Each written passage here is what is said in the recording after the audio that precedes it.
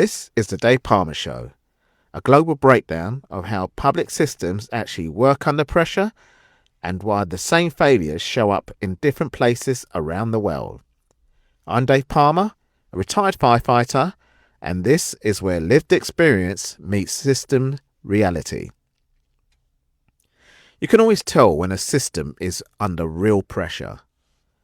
Not because of the headlines, not because politicians start panicking, not even because elections go badly. You can tell because the language changes. Suddenly, you start hearing phrases like, "We've made mistakes," "We're listening," "We need to reconnect," "We understand people's frustrations." That's usually the moment when the pressure inside the system has finally become impossible to hide. And right now in the UK, that's exactly where things feel with Prime Minister Keir Starmer and the Labour government.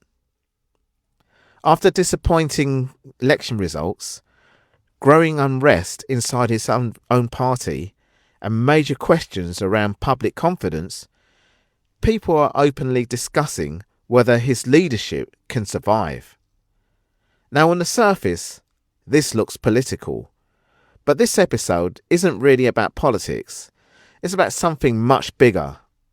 It's about what happens when leadership enters survival mode inside large public systems.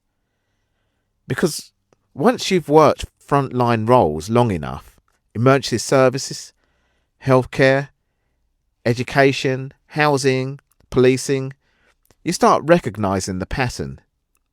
And the truth is, the same leadership failure patterns repeat themselves all over the world. Different countries, different governments, different organisations, same pressures, same reactions, same disconnect between leadership and lived reality. The moment the system starts shaking, now let's break this down calmly. The Labour government came into power promising stability. After years of public frustration, political chaos, economic pressure, people wanted competence. Not excitement, not revolution, just competence. And that's important because when populations become exhausted, they stop looking for inspiration. They start looking for functioning systems. Can I pay my bills? Can I get my health care? Can my children access education support? Can the police respond? Can local councils cope? Can housing work? Can public services still function under strain? That's what people really measure governments on. Not speeches, not branding, not slogans. And this is where systems become dangerous for leaders, because the public often gives a new government a grace period. And eventually, reality catches up. And when frontline pressure remains unchanged, public frustration returns very quickly. One thing the public often misses in this, by the time leadership looks weak publicly, the internal system has usually been struggling for a long time already. That applies everywhere. Fire services, hospitals, government departments, local authorities. You see, systems under strain develop symptoms before collapse. Communication weakens. Decision-making slows down. Staff morale drops. Middle management becomes defensive. Frontline workers feel ignored. Leaders become increasingly isolated from reality. And eventually, leadership starts relying on messaging instead of solution. That's the key turning point. Once organisations start managing perception more than operational reality, instability grows underneath. I saw versions of this during my years in the fire service. Not necessarily political instability, but operational strain hidden behind public reassurance. Frontline staff would already know the pressures was building long before official reports admitted it. And the public usually only notices once visible cracks appear. That's where the UK feels right now in several areas. Healthcare pressure, housing pressure, special educational needs pressure, cost of living pressure, local authority strain, public trust erosion. And no Prime Minister, left or right, can easily escape that once it reaches situational point or saturation point. Now today, the King's speech delivered by Charles III becomes symbolically important. Not because speeches magically fix problems, but because moments like this are really about system confidence. Can leadership convince the public there's still a functioning direction? That's what these moments become. And when governments are under pressure, they often try to relaunch themselves. New announcements, new priorities, new language, new promises. But here's a problem. If people's lived experience hasn't changed, communication alone stops working. That's universal. You cannot repeatedly tell populations things are improving while their daily reality feels worse. Eventually, trust breaks. And once trust breaks, leadership becomes fragile very quickly. This is not just Britain. Look around the world right now. You see similar patterns across democracies everywhere. In parts of Europe, North America, South America, even developed economies once considered highly stable. Public trust in institutions is weakening.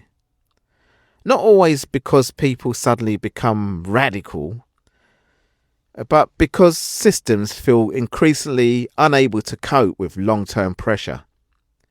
And here's something important. Modern governments inherited systems built for previous errors. But today's pressures are different. Mental health crisis, housing shortages, aging populations, digital overload, economic instability, migration pressures, climate-related disruption, burnt out public sector workers. Many institutions were never structurally redesigned for this level of sustained pressure. So governments end up constantly firefighting. And firefighting leadership eventually burns people out politically. I know that word firefighting very literally from my own background. When you're constantly reacting instead of stabilising, exhaustion spreads through the whole structure. That applies to emergency services and it applies to governments too. One thing I've learned over the years, frontline workers usually detect system deterioration earlier than leadership does. Teachers see it, nurses see it, paramedics see it, firefighters see it, social workers see it. Because frontline roles sit directly between public expectation and system capability. And when that gap widens, tension grows. That's why public frustration today often feels emotionally charged.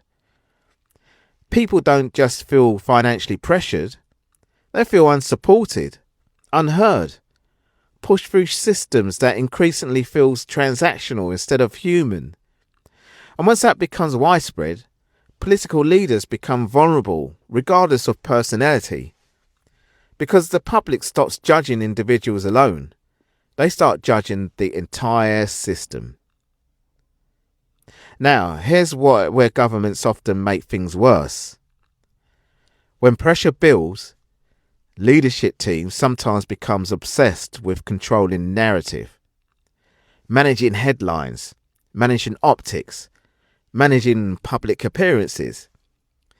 But operational systems don't respond to optics. A struggling hospital doesn't improve because messaging changed.